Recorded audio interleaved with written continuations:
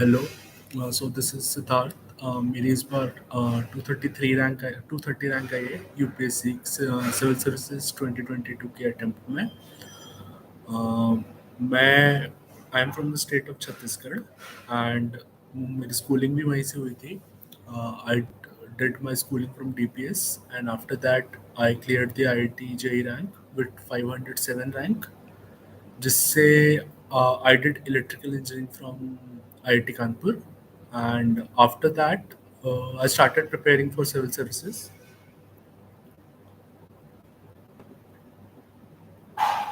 Um, so civil services I started preparing, and the first attempt I gave was in 2016. 16 में graduate होते से ही मैंने कुछ महीनों में प्री की खुद से तैयारी करके दिया था, तो मेरा प्री क्लियर हो गया था।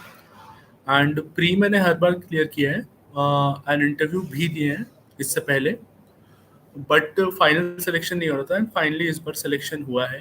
बीच में जर्नी में मैंने इंजीनियरिंग सर्विसेज एग्जामिनेशन भी दिया था, वो मेरा फर्स्ट अटेम्प्ट में क्लियर हो गया था, 9th rank with electrical engineering subject. And beach and simultaneously because preparation थोड़ी लंबी रही थी, तो I have worked for companies like American express. मैं अमेरिकन एक्सप्रेस में भी काम कर रहा था। तो हाँ, मेरा ऑप्शनल इलेक्ट्रिकल इंजीनियरिंग है। तो this is my basic introduction.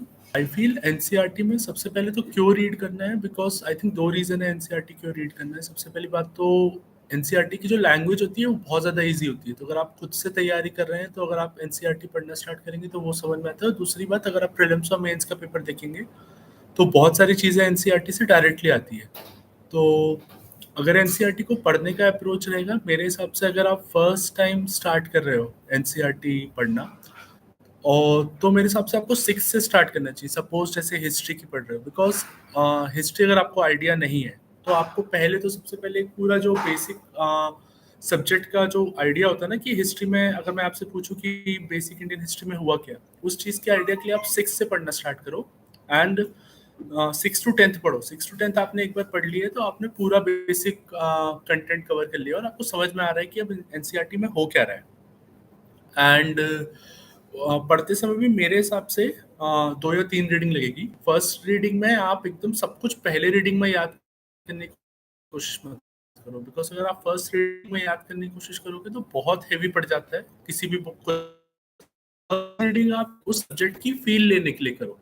Again जैसे मैं अगर आपसे हिस्ट्री का डिस्कशन करूँ, तो अगर मैं 6 to 10th की हिस्ट्री पढ़ रहा हूँ तो मैं सबसे पहले 6th की हिस्ट्री की बुक जो है जिसमें एंशिएंट वाला पार्ट ज्यादा है, उसको मैं बस ये समझूंगा कि अच्छा इंडिया में पहले मौर्याज आए, फिर गुप्ताज आए, फिर बाद नेक्स्ट करने का ट्राई करूंगा।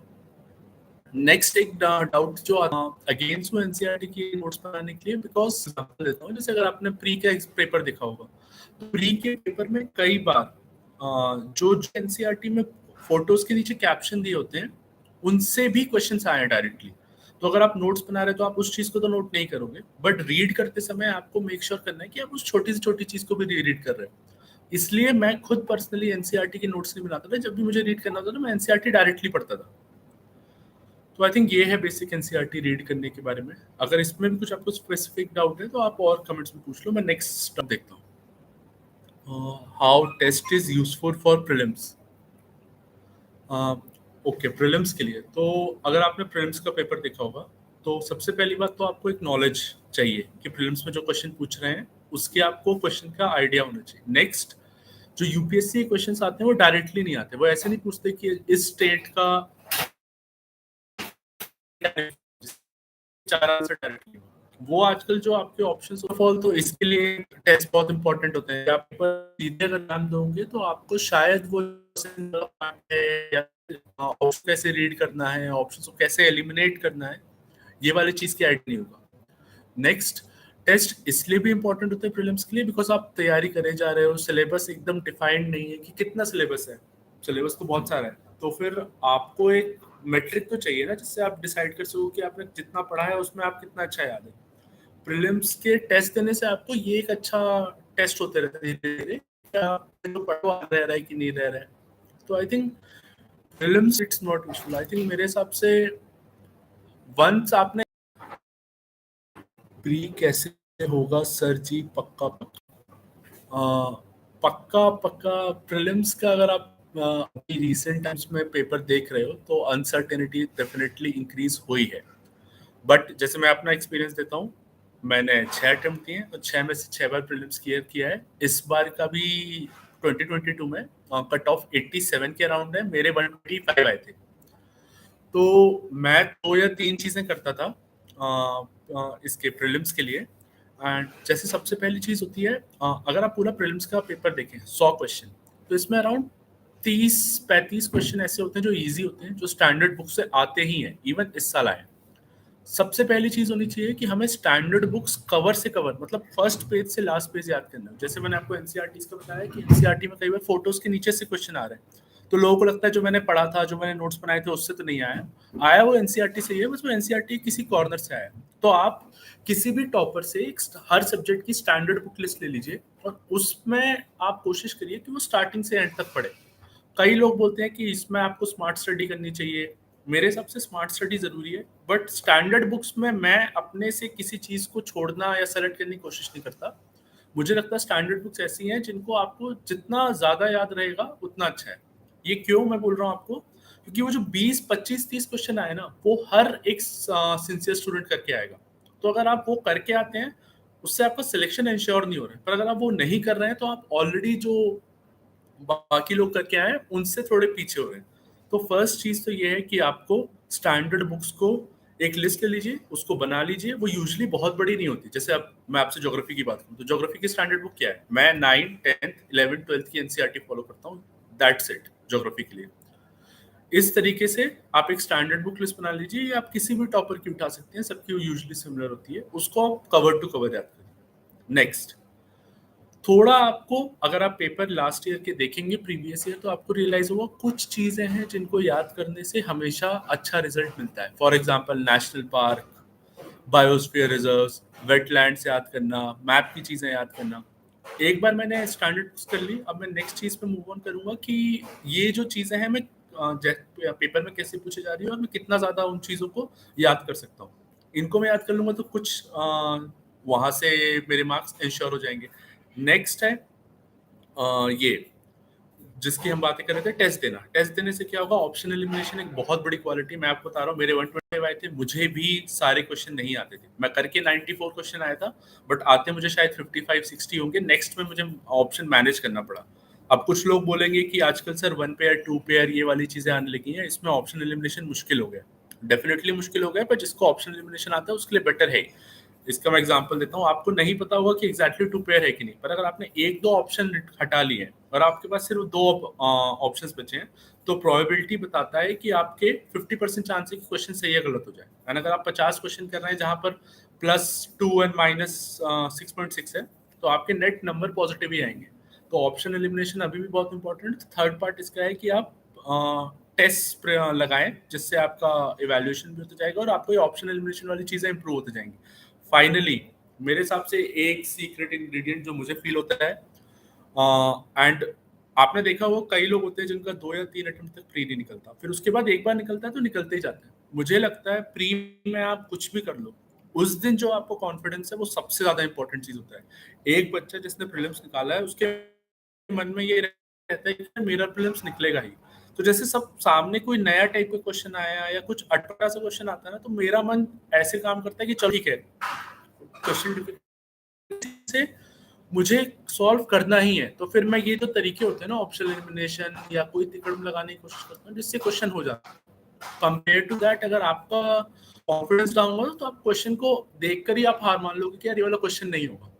इस कारण से कई बार जो बच्चा नहीं होता और जो पुराने बच्चे होते हैं, नॉलेज दोनों की सेम होती है, तब भी जो पुराने वाला है, तो कॉन्फिडेंस हाई रखना बहुत जरूरी है। इसके लिए भी आपके टेस्ट लगाने बहुत जरूरी है।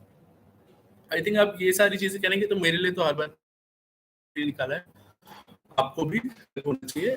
ना, ना, देखो नंबर यार इम्पोर्टेंट नहीं होता, जो नहीं याद कर लिया, आप कैसी टाइप की गलती कर रहे हैं ये बहुत इंपॉर्टेंट है।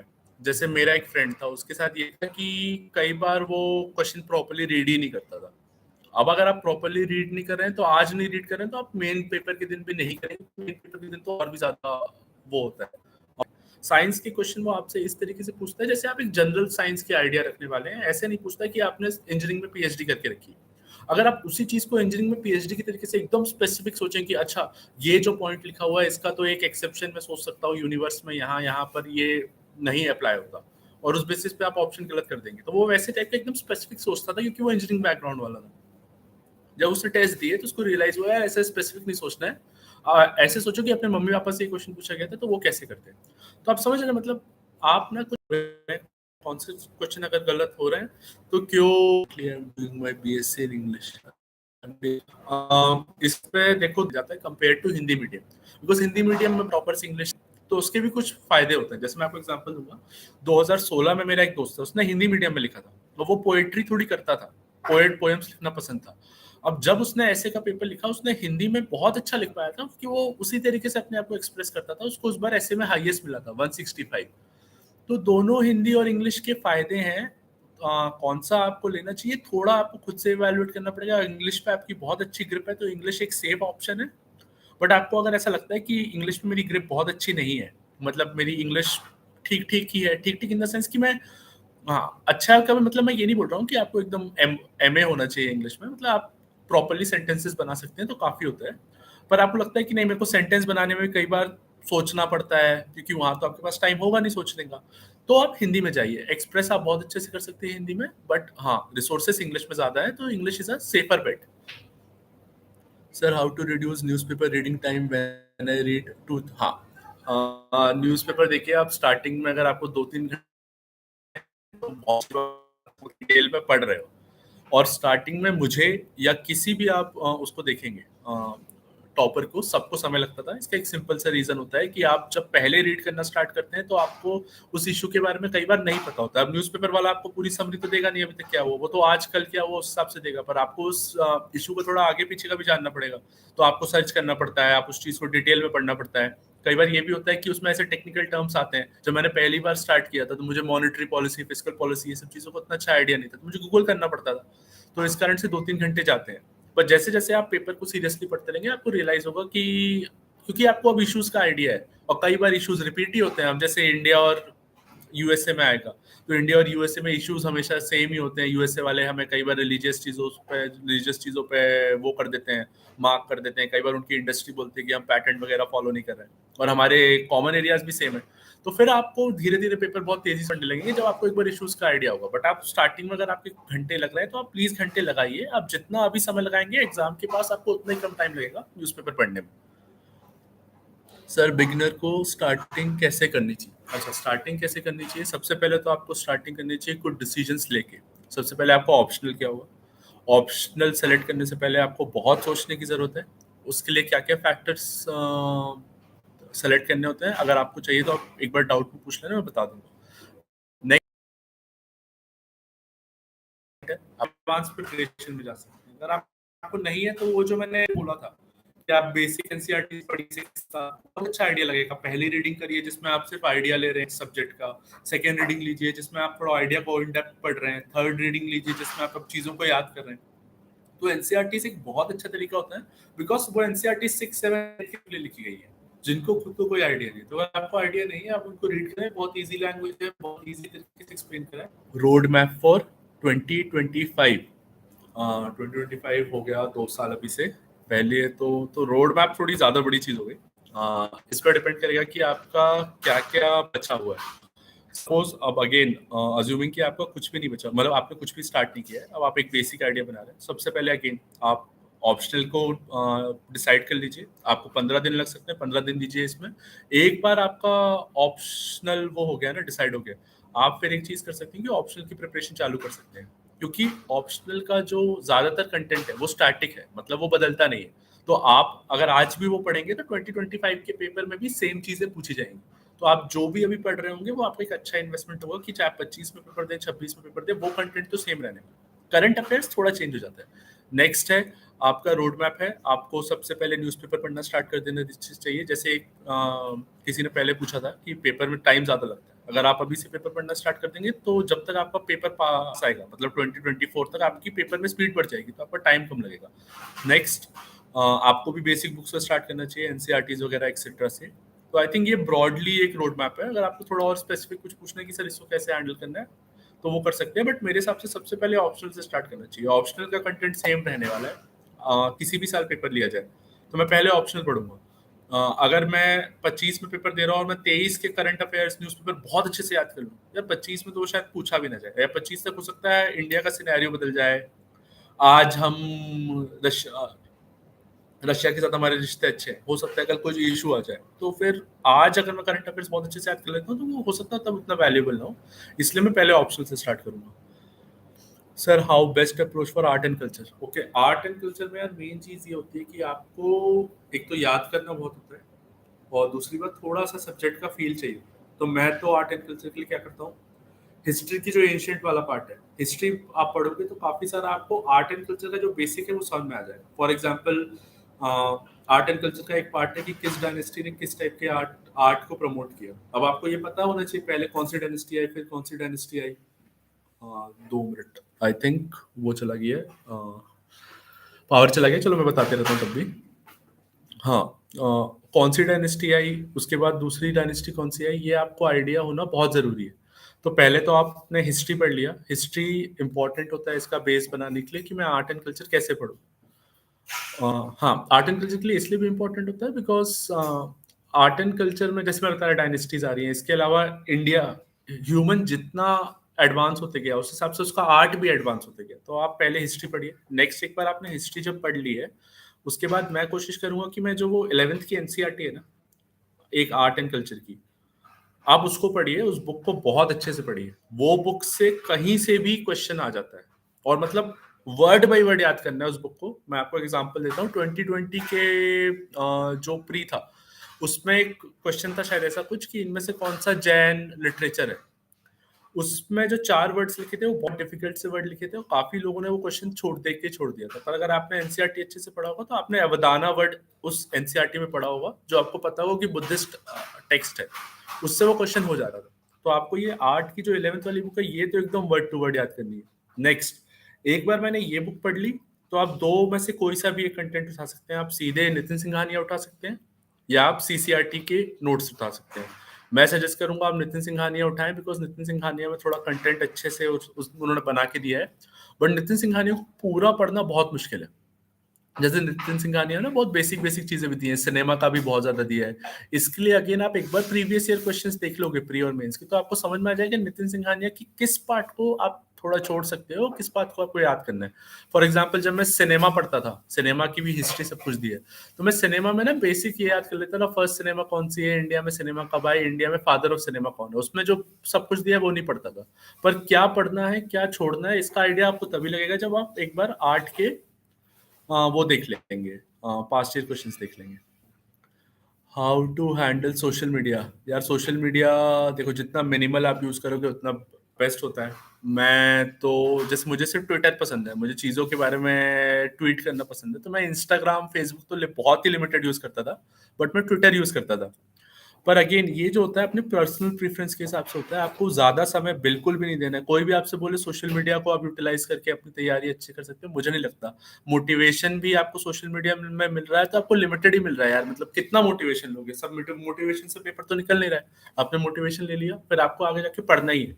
तो मैं अगर आपकी जगह पे हूँ तो मैं अपना सोशल मीडिया इन्वॉल्वमेंट लिमिटेड रखूंगा, और वो भी एक दो वेबसाइट तक लिमिटेड रखूंगा जो आपको खुद को ब्रेक लेने के लिए चाहिए होता है, अदरवाइज लिमिटेड ही रहना चाहिए। विच एनसीईआरटी इज नेसेसरी? एनसीईआरटी या सब्जेक्ट टू सब्जेक्ट डिफर करती है। मैं एक जल्दी से आपको आइडिया दे देता हूँ। हिस्ट्री के लिए मैं क्या करता था, हिस्ट्री की जो न्यू एनसीईआरटी है उनके साथ दिक्कत ये है कि उनमें कंटेंट बहुत कम है, पेजेस बहुत सारे पेजेस, मतलब क्योंकि ना आजकल थोड़ा वैसा पढ़ाया जा रहा है बच्चों को कि स्टोरीज सुना सुना के, मतलब एनसीईआरटी में स्टोरी लिखी है एक छोटी सी चीज बताने के लिए, तो उनमें जो कंटेंट है वो थोड़ा थिन है। आप 4 पेज पढ़ेंगे आपको एक इन्फॉर्मेशन मिली, बट वो इन्फॉर्मेशन बहुत इंपॉर्टेंट। तो मैंने क्या किया, हिस्ट्री के लिए 6 से लेके 12 तक, इसमें 11th वाली आपको नहीं पढ़नी है, 6 से लेके 12 तक अदर देन 11th वाली एनसीईआरटी को मैंने एक बार अच्छे से रीड किया, और उसके मैंने प्री के नोट्स बना लिए। अराउंड 40 पेज के नोट्स बने थे जिसमें जो भी इंपॉर्टेंट वर्ड लिख रहे हैं सब कुछ मैंने लिख लिया। इसके अलावा जो ओल्ड एनसीईआरटी, 3 ओल्ड एनसीईआरटी है, एंशिएंट, मिडिवल और मॉडर्न वाली, वो मैंने पढ़ी। वो मैं हर बार एग्जाम से पहले रिवाइज करता था, तो एग्जाम से पहले मैं वो 3 ओल्ड एनसीईआरटी और जो न्यू एनसीईआरटी के मैंने जल्दी से नोट्स बनाए वो करता था।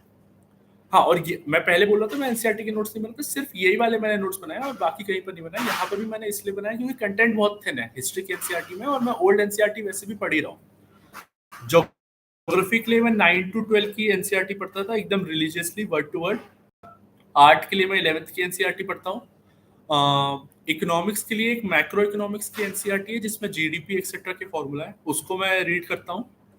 और एनवायरनमेंट के लिए ऐसे कोई नहीं पढ़ता। साइंस के लिए आप चाहें तो बायोलॉजी की 12th की एनसीईआरटी की कुछ चैप्टर पढ़ने होते हैं, वो आप ऑनलाइन गूगल करेंगे आपको मिल जाएंगे कौन कौन से चैप्टर्स पढ़ने हैं, वो पढ़ने होते हैं।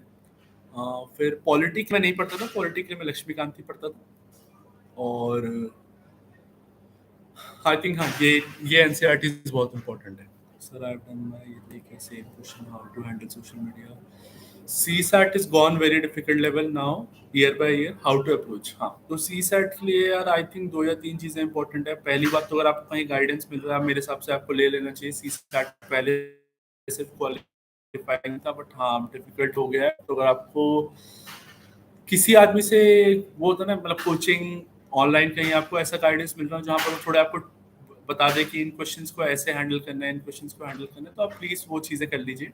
नेक्स्ट, सीसैट में अगेन यार पास्ट ईयर क्वेश्चंस आप करेंगे ना, तो उससे ये हो जाएगा कि अब जो क्वेश्चन आ रहे हैं ना वो डिफिकल्ट से ज्यादा ऐसा हो गया, थोड़े लेंदी हो गए कि एक क्वेश्चन के जो ऑप्शन है वो भी काफी लंबे लंबे, तो आप एक क्वेश्चन कर रहे हैं आप कई बार 5-5 मिनट हो गए। तो आपका मेन गोल ये है कि उस क्वेश्चन को करने आने के अलावा आपको तेजी से करना भी आना चाहिए। तो इसके लिए आप थोड़े से अगर अपने प्रैक्टिस करके ट्रिक्स बना लें या कुछ चीज़ों को याद कर लें कि इस क्वेश्चन में ये वाला अप्रोच लगाया जाता है, तो आप आई थिंक उससे थोड़ा सीसेट हैंडल कर सकते हैं। एनीवेज आपको 66 नंबर ही लाने हैं, तो गोल यही होना चाहिए पास्ट ईयर क्वेश्चंस देख करके उनको करने का तरीका सीखना है पहले तो, और उन करने के तरीके को ना जितना तेजी से कर सकते हैं, क्योंकि कुछ ऑप्शन समय आते हैं तो उस हिसाब से करना पड़ेगा।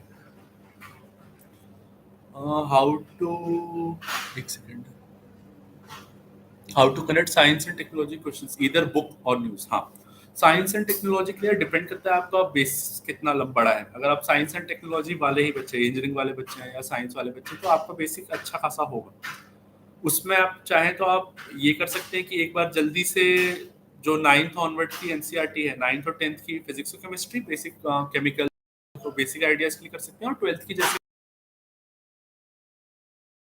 बच्चे नहीं हैं, तो मेरे हिसाब से आप थोड़ा ऑनलाइन सर्च कीजिए, साइंस एंड टेक्नोलॉजी की जो बेसिक वीडियोस हैं वो सारे मिल जाते हैं, क्या होता है ये सारा आपको आइडिया लग जाए। एक बार आपने ये बेसिक वीडियोस देख लिया और इनके नोट्स बना लेना इन वीडियोस के, आप read newspaper then it is necessary to read magazine or not।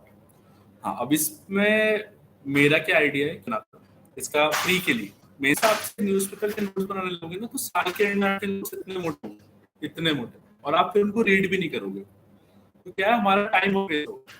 तो मैं ये पढ़ता था, क्या कहते हैं, मैगजीन्स ही पढ़ता था एंड साल से पहले, और मंथ के एंड में एक दिन की मंथली वो आती थी मैगजीन, वो पढ़ लेता था, उससे मेरी चीजें समराइज हो जाती थी और मैं चीजों का आइडिया लग जाता था। कंसिस्टेंसी वाली चीज बहुत ज्यादा पर्सनल होती है, बट मुझे लगता है अगर आपने एक बार सिलेबस को देख करके अपना प्लान बना लिया ना, तो आपको ऑलरेडी रियलाइज हो जाए कितना सारा पढ़ना है।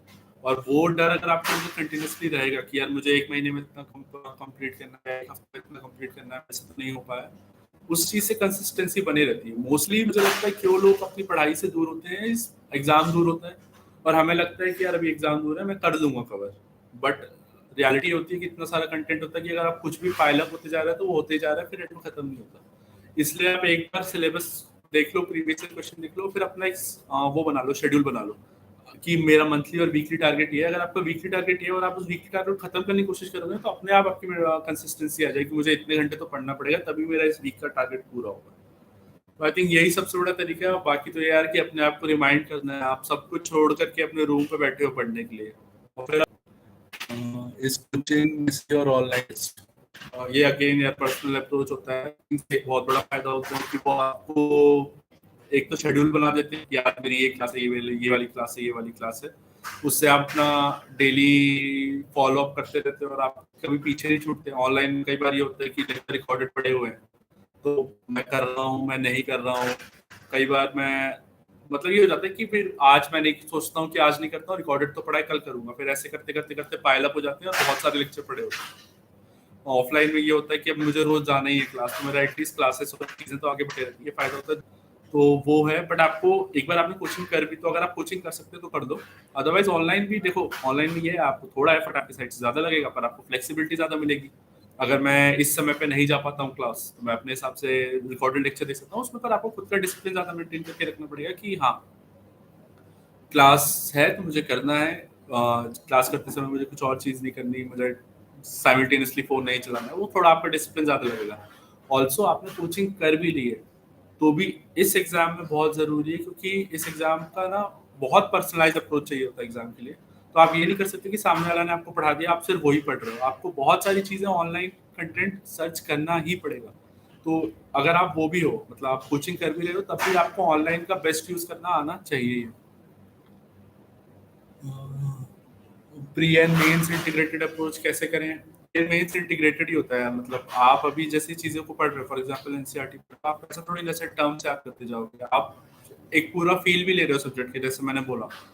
तो आप वो जो फील लेते रहते हो ना, वो आपको मेंस में आगे जाके आंसर में हेल्प करेगा। तो मेरा मतलब इंटीग्रेटेड अप्रोच कैसे करें, ये तो आई थिंक एकदम ऑब्वियस है कि आप किसी भी सब्जेक्ट को पढ़ रहे हो, आपने प्रीवियस ईयर क्वेश्चंस देखे हैं, तो आप उसको सिर्फ जो प्रीवियस ईयर क्वेश्चन में प्री में पूछा गया उसको मत याद करें, मेंस के पर्सपेक्टिव से भी याद करें। फॉर एग्जांपल अगेन, मैं अकबर के बंदोबस्ती जो उसका वो था रेवेन्यू सिस्टम का, तो मैं सिर्फ वो बंदोबस्ती सिस्टम का नाम थोड़ी ना याद करूंगा, मैं ये भी साइमल्टेनियसली सिर्फ उस टर्म को याद नहीं कर रहे हैं। इस तरीके से आप करते जाओगे तो मेंस हैंडल हो जाता है। कौन सा अटेम्प्ट था यार, ये मेरा 6th अटेम्प्ट, मैंने 6 मेंस दिए। एथिक्स का अप्रोच अगर मुझे पूरा बताना हो, मैंने पर्सनली क्या किया था उस समय जब मैंने स्टार्ट किया था, एक डीके बालाजी थे, उन्होंने रैंक क्लियर करा था, उनके एथिक्स अच्छे नंबर थे। तो सबसे पहले तो मैंने उनका आर्टिकल उठाया, उन्होंने एक आर्टिकल लिखा था इनसाइट्स ऑन इंडिया पे, उस आर्टिकल को मैंने सीधे उठाया, उसको डिफाइन कैसे करना है, इससे सिलेबस में जो टर्म्स है। नेक्स्ट पहली बात, अभी जो जैसे सिविल सर्विसेज वाले सिविल सर्वेंट्स कुछ स्टेप्स ले रहे हैं, वो एग्जाम्पल हो सकते हैं। नेक्स्ट जो हमारा नेशनल मूवमेंट था, फ्रीडम स्ट्रगल, उससे आप एग्जांपल उठा सकते हो गांधी जी के या बाकी किसी भी लीडर के। तीसरा हो सकता है यूनिवर्सली एक्सेप्टेड लोग, मतलब एक रिस्पेक्टेड लोग होते हैं, फॉर एग्जांपल जैसे विवेकानंद, आप इनके एग्जांपल ले सकते हो। तो आप इनसे हर जो आपने टर्म बनाया है उससे रिलेटेड एग्जांपल्स डालिए। तीसरा है केस केस स्टडी। यार आपको थोड़ा सा आप ऑनलाइन सर्च करोगे तो आपको टॉपर्स का मिल जाएगा केस स्टडी की जो आंसर्स वो लिखते हैं वो कैसे लिखते हैं। तो ये तीनों चीजें हैं, ये आपको बेसिक स्टार्ट करनी पड़ेगी पहले एथिक्स में, बाद में इसके बाद मेन चीज तो है कि आपको आंसर राइटिंग बहुत सारी करनी पड़ेगी। Ethics is mostly about practice, आप प्रैक्टिस करते रहिए, आंसर राइटिंग कर रहिए, ये तीनों के साथ, तो फिर आपका एथिक्स हैंडल हो जाना चाहिए। Sir UPSC preparation step A to Z क्या है यार? ए टू जेड बहुत लंबा हो जाएगा, ए टू जेड समझ रहे हो 1 साल होता है पूरा, वो मैं यहाँ पर explain करने दूंगा। मैंने आपको बेसिक बता दिए हैं, आप ए से स्टार्ट करो, ए बी सी डी तो मैंने बता दिया है। Given 3 attempts but never clear. यार डिमोटिवेशन हैंडल करने का बेस्ट तरीका तो ये है कि आप अपना देखो कि आपने 3 अटेम्प्ट में गलतियां क्या करी हैं। एक बहुत बड़ा रीजन डिमोटिवेशन इसलिए आता है क्योंकि हमें लगता है कि यार अब क्या करें नेक्स्ट, मुझे दिख ही नहीं रहा है कि क्या करने से हो जाएगा। मतलब मैं अगर आप पेपर्स को अच्छे से एनालाइज करोगे, हर इंसान यार कुछ ना कुछ गलती तो कर ही रहा होता है, अपन को रियलाइज नहीं हो रहा होता। तो आप तीनों जो आपने अटेम्प्ट दिए उसमें क्या, अगर आपने पूरा सिलेबस नहीं पढ़ा, क्या कंटेंट छोड़ा, उस पर ध्यान दीजिए। नेक्स्ट अगर आपने पूरा सिलेबस पढ़ लिया तो शायद आपने टेस्ट नहीं करे, उस पर ध्यान दीजिए। आपने टेस्ट भी कर लिए तो हो सकता है आप एग्जाम के दिन बहुत ज्यादा प्रेशर ले रहे हो, उस पर ध्यान दीजिए। नेक्स्ट हो सकता है आप एक पर्टिकुलर टाइप की गलती करते हो, अगर वो आपने कर रहे हो तो आप उस चीज को हैंडल करिए। मतलब बेसिकली अगर आप अपने में गलती ढूंढ लेंगे ना, तो आपको ये समझ में आ जाएगा अच्छा ठीक है इस गलती को सही करने के लिए मुझे ये करना है, और अगर मैं ये करूंगा तो मेरा एग्जाम निकल जाएगा, इतना बड़ा एग्जाम है वगैरह वगैरह निकल जाएगा। तो उससे अपने आप एक मोटिवेशन आता है, अच्छा चलिए ये वाला काम करते हैं, ये करूंगा। तो शायद आप किसी को जानते हैं जो आपके साथ पेपर दे रहा है, उससे भी आप, और जो आपका अच्छा दोस्त है आप उसको भी दे सकते हैं चीजें एनालाइज करने के लिए। यूपीएससी की बेसिस पे मत लो, बिकॉज यूपीएससी में ऐसा होता है थोड़ा अनसर्टेनिटी भी है, तो आपके पास एक बैकअप होना चाहिए। तो आप स्ट्रीम ऐसे लो कि यूपीएससी नहीं भी हो तब भी आप उस स्ट्रीम में कंटिन्यू कर सके, यही होता है। How to do environment for mains and prelims. Okay, तो एनवायरनमेंट बहुत ज्यादा इंपॉर्टेंट टॉपिक होता है यार, क्वेश्चंस बहुत ज्यादा आते हैं स्पेशली प्रीलिम्स में। तो प्रीलिम्स में तो मैं ऐसा करता हूँ, शंकर आईएएस एक बुक है, उसको आप कवर टू कवर पढ़िए, उसमें ज्यादा चीजें कवर हो रही है। फिर एनवायरनमेंट में आप बहुत सारी चीजें याद कर। नेक्स्ट है इसमें बुकलेट लेता हूँ अगेन, एंड में ईयर एंड बुकलेट निकलते हैं अगेन। मैं तो विजन की लेता था पीटी 365, जिसमें एनवायरनमेंट का वो जो भी करंट अफेयर्स चल रहा है वो सारा कवर कर देते थे। और मोस्टली प्री में रटने वाली चीजें, एनवायरनमेंट आपको रटना बहुत ज्यादा। मेंस में आपको इंडिया ने एमिशंस के कुछ कुछ वो रिडक्शन हमने प्रॉमिस करके रखे हैं। अब उसके लिए एक एनर्जी रिलेटेड बहुत बड़ा टॉपिक है वो कि इंडिया सोलर में क्या काम कर रहा है या फिर इंडिया ग्रिड में क्या काम कर रहा है। तो आप ये सारी चीजों से रिलेट करना सीखिए जो इश्यूज हो रहे हैं। इसमें प्री और मेंस में मेन डिफरेंस होता है, मैं आपको ना स्टैटिक वाला पार्ट बहुत सारा रटना है कि जैसे मैंने आपको बताया जहाँ के नाम एक्सेट्रा। मेंस में आपको मोस्टली जो करंट इश्यूज चल रहे हैं और एनवायरनमेंट में बहुत ज्यादा चल रहे हैं करंट अफेयर, क्लाइमेट चेंज वगैरह के कारण, तो आप थोड़ा करंट अफेयर्स पे ज्यादा फोकस करिए मेंस में। और प्री में जो स्टैटिक वाला पार्ट है रटने वाला, उस पर ज्यादा फोकस करिए। How to revise fully syllabus last time before pre. यार पूरा सिलेबस आप अनलेस अनटिल आपको ऑलमोस्ट 90% सिलेबस ना याद हो, आप प्री से पहले एकदम याद नहीं कर सकते हैं। तो आप 3-4 महीने की स्ट्रैटेजी बनाइए। 3-4 आपको रिविजन्स लगेंगे। पहला रिवीजन जो है वो 1-1.5 महीने में करिए, उसमें आप ज्यादातर चीजों को याद कर रहे हैं। फाइनली मैं ऐसा करता था कि मान लो अब मेरे 15 दिन बचे हैं, तो 2 टाइप के टॉपिक हैं, कुछ जो मेरे को पढ़ लो, कुछ चीजें एनवायरमेंट की मैं आपको बताता था, लिस्ट वगैरह, नेशनल पार्क वगैरह, ये मैं 4-5 दिन पहले के लिए रखता था। तो 2 टाइप की चीज होती है, एक जो एकदम प्योरली रखने वाली चीज है वो मैं लास्ट 1 हफ्ते के लिए फिर से देखने के लिए रखता था, और एक है जो थोड़ी समझने वाले के लिए, वो मैं 15 दिन 20 दिन पहले के लिए देखता था। तो इस हिसाब से प्लान करिए। Sir while answering answer writing do we need to pay attention to keywords like explain just। हाँ, दिस इज इम्पोर्टेंट। ऑल्दो काफी लोग नहीं करते। आप नहीं भी करोगे तो भी आपके ठीक नंबर आ जाएंगे, बट आपको नंबर काफी ज्यादा बढ़ाने हैं तो आपको ये कीवर्ड्स पे फोकस करना पड़ेगा। फॉर एग्जाम्पल जस्टिफाई पूछ रहा है, तो जस्टिफाई का मतलब ये है कि जो उसने स्टेटमेंट लिख के रखा है उसके आप सपोर्ट में पॉइंट्स लिखिए। आप अगेंस्ट में भी लिखोगे बट आप सपोर्ट पे ज्यादा एम्फेसिस दोगे। उससे कंपेयर टू दैट आप कोई बोलता है कि इलैबोरेट, तो आप उसके जस्टिफिकेशन से ज्यादा उस स्टेटमेंट को एक्सप्लेन करने की कोशिश करो। अब मैं इसका एग्जांपल देता हूँ। कोई मेरे से पूछता है India has become a Pioneer in climate reduction. अब इलैबोरेट कोई पूछता है, तो इलैबोरेट में मैं वो लिखूंगा कि हमने क्या क्या स्टेप ज्यादा लिए हैं, मतलब ये स्टेप ले रहा हूँ, ये फैक्ट ज्यादा लिखूंगा। और जस्टिफाई लिखता है तो मैं कंपेयर करूंगा कैसे इंडिया जो कर रहा है वो हम कंपेयर टू बाकी जो है वो नए स्टेप है। क्योंकि पायनियर कौन होता है? पायनियर जो होता है जो अपने से पूरा का पूरा पाथ क्रिएट करता है। तो जस्टिफाई में मुझे कंपैरिजन ज्यादा करना पड़ेगा कि, और इलैबोरेट में मुझे फैक्ट ज्यादा प्रेजेंट करने पड़ेंगे। तो जो कीवर्ड्स होता है उनका इंपॉर्टेंस काफी होता है। घुमा फिरा के आपका कंटेंट वही होता है, उसको लिखने का तरीका चेंज हो जाता है। सर योर प्रिपरेशन सेल्फ और एनी कोचिंग? यार मेरा प्रिपरेशन सेल्फ था। रीजन ये था कि मैंने कॉलेज से ग्रेजुएट होते ही अटेम्प्ट दे दिया था 2-3 महीने में, तो मेरे पास टाइम भी नहीं था कोचिंग का। मेरा प्री निकल गया था तो मैं फिर प्री मेंस और हर साल प्री निकल जाता था, तो मैं इसी साइकिल में फंसा हुआ था। थोड़ा थोड़ा मैंने आंसर राइटिंग के लिए टेस्ट सीरीज ज्वाइन करी थी, या एक आध टॉपिक के लिए जिसमें मुझे कोई टॉपिक समझ में नहीं आ रहा उसके लिए जरूर मैंने 1-1.5 महीने की कोचिंग ली थी, बट मोस्टली सेल्फ था।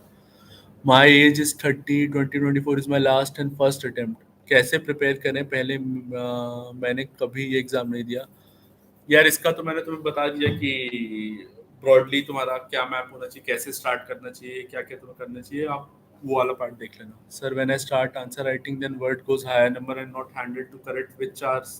अच्छा, अगर आप ज्यादा लिख रहे हो तो मतलब आप ये है कि आप उस चीज को कंसाइज मैनर में नहीं आंसर कर पा रहे हो। इसके लिए एक बहुत अच्छा तरीका होता है कि आप ना किसी भी टॉपर की कॉपी उठाओ और वो पहले आप खुद आंसर लिखो, फिर आप ना साइड बाय साइड दोनों आंसर रीड करो कि आपने पॉइंट्स तो आपने सिमिलर लिखे हों कि पढ़ मतलब घुमा फिरा के किसी भी आंसर के जो पॉइंट्स हैं वो तो सेम ही है, बट आप देखना कि आपने उस पॉइंट को कैसे फ्रेम किया और उसने कैसे फ्रेम किया। उससे आपको ये रियलाइज होगा कि अच्छा मैं ये वाला पार्ट एक्स्ट्रा लिख रहा हूँ, ये वाला पार्ट एक्स्ट्रा लिख रहा हूँ। इसके लिए बहुत जरूरी है कि आप जो टॉपर की कॉपी उठाओ, आप उसको बस रीड मत करो। रीड करते समय तो हमें लगता है अच्छा हाँ ये मैं भी ऐसा लिख दूंगा। आप पहले उस आंसर क्वेश्चन को खुद लिखो, फिर उस टॉपर के क्वेश्चन की जो आंसर है उसके साथ कंपेयर करो। आपको एकदम क्लियर हो जाएगा कि आप क्या एक्स्ट्रा लिख रहे हो, क्या ज्यादा लिख रहे हो, क्या नहीं लिख रहे हो, उससे हो जाएगा। सर जीएस मेंस में कितने क्वेश्चंस आते हैं जो आपने पढ़े हो? यार अगर आपने दिया हुआ ना पेपर तो आपको ये पता होगा कि ऑलमोस्ट जितने भी क्वेश्चन होते हैं ना आपका सबका कुछ ना कुछ तो आइडिया होता है। 10-12 क्वेश्चन ऐसे होते हैं जिनका आपको अच्छा आइडिया होता है, बट जो क्वेश्चन आपको बहुत अच्छा आइडिया नहीं होता है, आपको कुछ ना कुछ आइडिया होता है कि आप 200 वर्ड तो लिख ही लो आराम से। तो ये आपका भी होना चाहिए कि आपको आपको इतना सिलेबस कवरेज होना चाहिए कि आपके सारे के सारे 20 क्वेश्चन में आप पूरे जितने पेजेस हैं उसका आप लिख पाओ।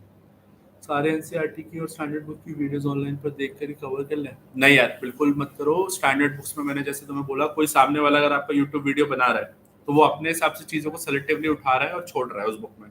मेरे हिसाब से एनसीईआरटी और स्टैंडर्ड बुक में कुछ भी नहीं छोड़ना चाहिए। जैसे मैंने बोला, फोटो के नीचे वाला कैप्शन भी आपको पढ़ना है। आपको बाकी बुक्स के लिए काम करना है, वीडियोस लेना है, समरी लेना है, वो सब करिए। स्टैंडर्ड बुक्स में सजेस्ट करूंगा आप खुद पढ़ो, खुद से फील लो उस बुक का, और जितना हो सकता है उसको वर्ड टू वर्ड याद करो। मेंस आंसर राइटिंग कब से स्टार्ट करें? एकदम डे वन से भी नहीं स्टार्ट करना है, पर एकदम मेंस के लिए भी नहीं रुकना है। मेरे हिसाब से आपने 2-3 महीने आपको सब्जेक्ट का फील आ गया, आपको प्रीवियस ईयर क्वेश्चंस का आइडिया हो गया, उसके बाद आप चाहो तो आंसर राइटिंग स्टार्ट कर सकते हो। मतलब आई थिंक 2-3 महीने हो गए, 2-3 महीने आपने प्रिपरेशन करे होंगे, तो फिर आप आंसर राइटिंग स्टार्ट कर देना। एनवायरनमेंट का अप्रोच है, मैं बता चुका हूँ। सर मेरे कान के पर्दे में होल है, यूपीएससी में।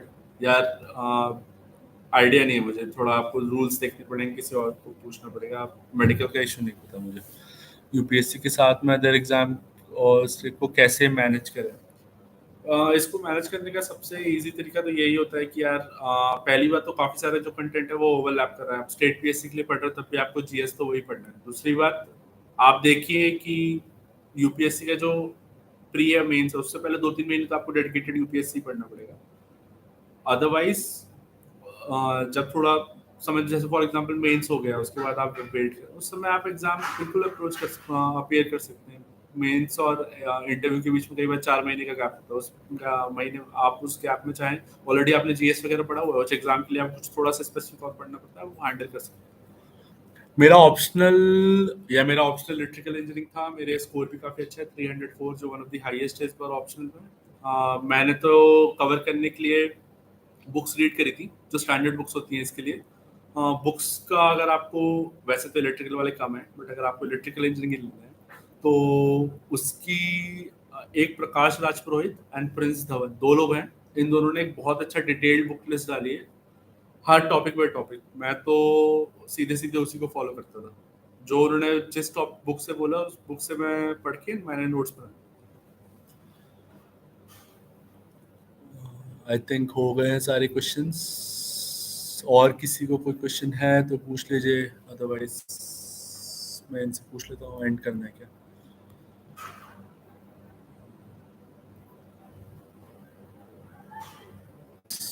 फिर एंड करते हैं।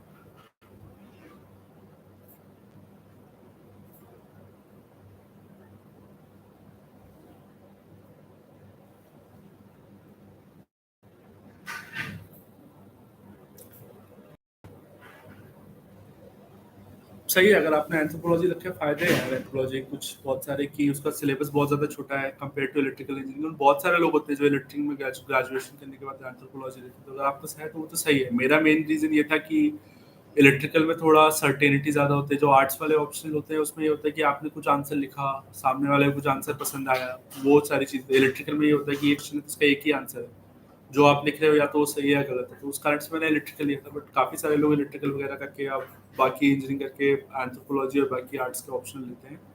तो अगर आपने भी बोल लिया तो उसमें कोई इश्यू नहीं है, सही है।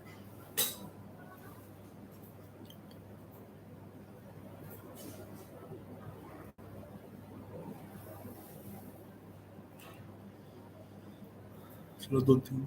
सिलेबस, हाँ सिलेबस इलेक्ट्रिकल का बहुत ज़्यादा है, मतलब कंपेयर टू एंथ्रोपोलॉजी काफ़ी काफ़ी ज़्यादा है। बट जैसे मैंने बोला, एक बार आपने सिलेबस कंप्लीट कर लिया है तो फिर ये होता है कि नंबर आपके ज़्यादा आ सकते हैं कंपेयर टू एंथ्रोपोलॉजी। मेरे आए भी हैं काफ़ी ज़्यादा, तो वो फ़ायदा है इलेक्ट्रिकल का। बट हाँ, सिलेबस काफ़ी ज़्यादा है। और सबसे बड़ा एक और इशू इलेक्ट्रिकल के साथ ये भी है कि अगर आप जो जीएस में आंसर राइटिंग कर रहे हैं ना, जीएस आपका कंटेंट, उसमें आपको कोई भी फायदा नहीं होगा, क्योंकि इलेक्ट्रिकल क्वेश्चन आते नहीं है वहाँ पर। एंथ्रोपोलॉजी और बाकी जो आर्ट्स ऑप्शनल है उनसे थोड़ा थोड़ा आपका जीएस भी कवर होता रहेगा। बट हाँ, इलेक्ट्रिकल के फायदे भी है कि नंबर ज़्यादा ला सकते हैं, सर्टेनिटी ज़्यादा है, तो इसलिए मैंने इलेक्ट्रिकल लिया था। बट आपने एंथ्रोपोलॉजी लिया तो इट्स फाइन, टोटली फाइन। हाँ, ईएससी भी मैंने दिया था यार, मेरी 9th रैंक आई थी 2021 में, दिया था मैंने फर्स्ट अटेम्प्ट, उस बार मेरी 9th रैंक आई थी।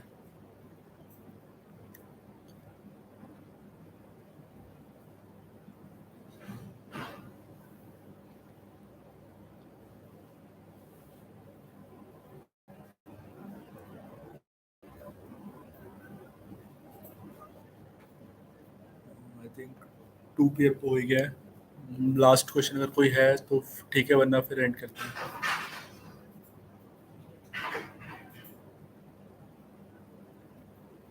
एक बार आपके एनसीईआरटी और स्टैंडर्ड बुक्स कंप्लीट हो गए और आपने अगर वो देख लिया है प्रीवियस ईयर क्वेश्चन, तो आपको रियलाइज पार्ट्स हैं जो अभी भी नहीं हुए। फॉर एग्जांपल पॉलिटी पे आ जाते हैं, आपने लक्ष्मीकांत खत्म करी तो आपको कॉन्स्टिट्यूशन और लॉज का तो ठीक ठीक आइडिया है, बट सब्जेक्ट है पब्लिक एडमिनिस्ट्रेशन के, जैसे सेल्फ हेल्प ग्रुप्स हैं या फिर प्रेशर ग्रुप्स हैं, इनके बारे में कोई क्वेश्चन आ रहा है, या फिर जो सरकार की स्कीम्स हैं, तो फिर आपको उनको एक बार आपने स्टैंडर्ड बुक्स कंप्लीट कर ली होती है ना, तो फिर ये पता होता है कि ये टॉपिक रह गए। इस टॉपिक को आप ऑनलाइन गूगल करके कंटेंट ढूंढ सकते हैं, इनके नोट्स आपको सीधे प्रिपेयर्ड मिल जाते हैं, या फिर आप चाहें तो इन पर्टिकुलर टॉपिक के लिए भी आप कोई कोचिंग उठा सकते, कोचिंग के नोट्स उठा सकते हैं। तो इससे ये फायदा हो जाता है कि एक बार आपने स्टैंडर्ड बुक्स कंप्लीट कर ली तो आपको एग्जाम को बहुत थॉरो आइडिया हो जाता है, फिर आप टॉपिक बाय टॉपिक हैंडल कर सकते हो। वो ज्यादा कंटेंट नहीं होता, 20% कंटेंट और बचा होता है।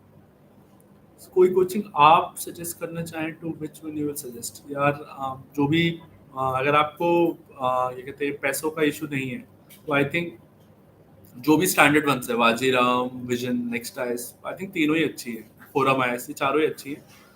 टेस्ट सीरीज मैं पर्सनली जो प्रीलिम्स की टेस्ट सीरीज है वो इनसाइट्स और विजन की करता था, और मेंस की टेस्ट सीरीज में विजन और फोरम की करता था। तो ये टेस्ट सीरीज के लिए तो ये मेरा प्रेफरेंस है। और टेस्ट सीरीज कब ज्वाइन करें? प्रीलिम्स की टेस्ट सीरीज यार मेरे हिसाब से जितनी जल्दी कर सकते हो स्टार्ट कर लो। आप जैसे ऐसे सब्जेक्ट कंप्लीट करते आ रहे हो उसके टेस्ट देते रहो। मेंस की टेस्ट सीरीज डिपेंड करता है, अगर आपका पहला अटेम्प्ट है तो हो सकता है आपका क्योंकि प्रीलिम्स में बहुत टाइम लगता है तो आप पोस्ट प्रीलिम्स ही लिखना स्टार्ट कर पाओ, वो भी काफी। अगर आप मेंस के समय 20 टेस्ट लिख लेते हो that is more than enough. But अगर आप सेकेंड अटेम्प्ट थर्ड अटेम्प्ट दे रहे हो तो मेरे हिसाब से जैसे प्रीलिम्स मान लो जून में होता है, जून मई में होता है, तो मैं दिसंबर टू फरवरी या इवन मार्च थोड़े से मेंस के टेस्ट लिखना चाहता हूँ। फिर प्री से जस्ट 2 महीने पहले मैं मेंस के टेस्ट लिखना बंद कर दूंगा, मेंस के बाद फिर से लिखने लगूंगा। तो डिपेंड करता है, अगर आप पहला अटेम्प्ट दे रहे हो तो आप pre post prelims test series join कर लो, और अगर आप दूसरा तीसरा अटेम्प्ट दे रहे हो तो आप पहले भी कर लो। यूपीएससी के बीच में स्टेट आय का एग्जाम आता है तो 10-15 दिन टेक्निकल के शॉर्ट नोट्स रिवाइज करनी है, तो टाइम चला जाता है यूपीएससी की प्रिपरेशन से।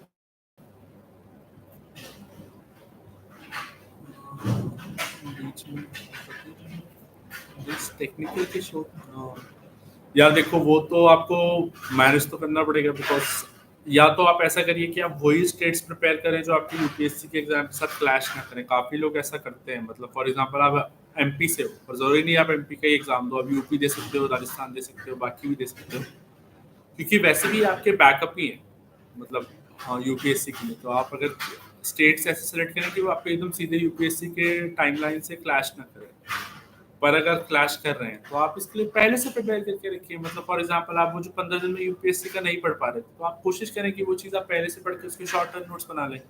बट ये मोस्टली यार मैनेज करने वाली चीज़ है। जैसे मैंने इंजीनियरिंग सर्विसेज जब मैनेज करा था तो ये मेरा फायदा हो गया था कि जब उस समय मेरा यूपीएससी का अटेम्प्ट नहीं था, उस बार मैंने सोचा कि अब बिकॉज मेरा यूपीएससी नहीं हो रहा तो इस बार मैं इंजीनियरिंग सर्विसेज से डेडिकेटेड करता हूँ, तो मैंने वो करके फिर एग्जाम क्लियर कर लिया। फिर ये हो गया कि बैकअप बन गया। तो आप चाहें तो एक बार अगर आपको यूपीएससी एकदम ही वो लग रहा है कि नहीं हो रहा है तो आप एक बार बैठ के डेडिकेटेड स्टेट दे लें, एक बार क्लियर कर लेंगे आप फिर से अटेम्प्ट कर सकते हैं।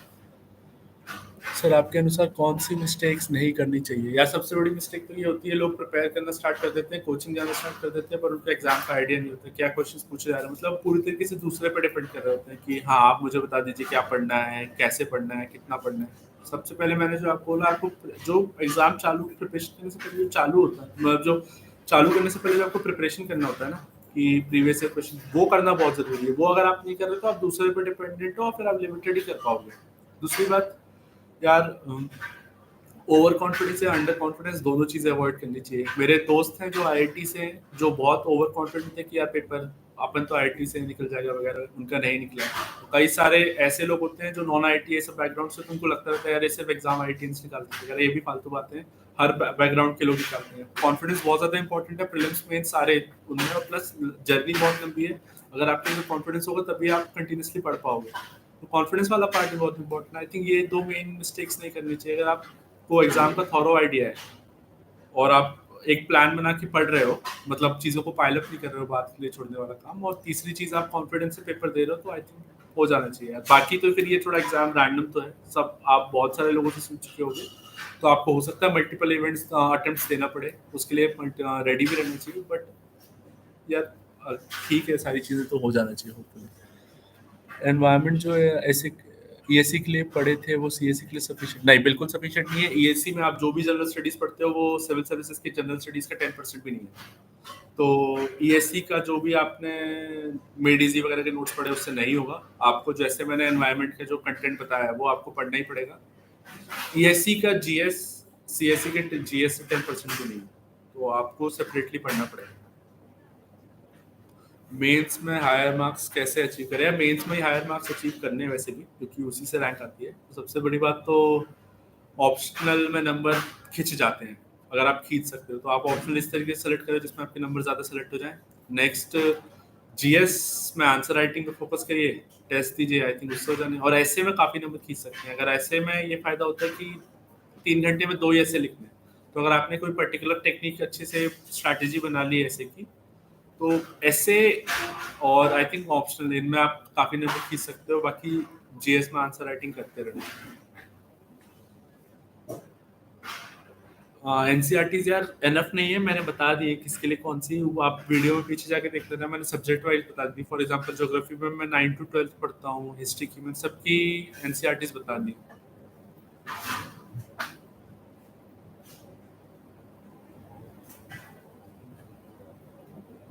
चलिए आई थिंक हो गया है, ज़्यादातर चीज़ें कवर ही हुई हैं, मोस्टली रिपीट हो रहा है।